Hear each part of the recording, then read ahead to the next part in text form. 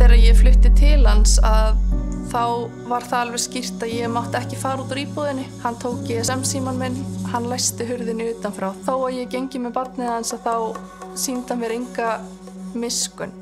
Hann var mjög fljótt æstur og fyrst var þetta bara svona að öskra. Tóta hann að raka mér hárið, brjóti mér tennurnar. Var viss að hann myndi ekki hætta fyrir en að bara taka mig af lífi. Það byrjar 2011. Þetta að ganga 10. árið núna. Hún þykir vænt mig. Af hverju vil ég hann ekki? Halda náttúrulega allir að ég hafi einhvern tímann verið með honum, sem ég hef ekki gert. Ég segi við hann að ef hann láta mig ekki í friði, ég myndi kála hann.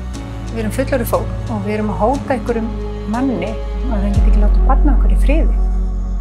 Maður verður bara einhvern veginn að taka þessu með þess mikilvæg róa maður getur gert og vonast til þess að lögin sjá þessu mál. Ofsóknir hefst 5. apríl á Stöð 2.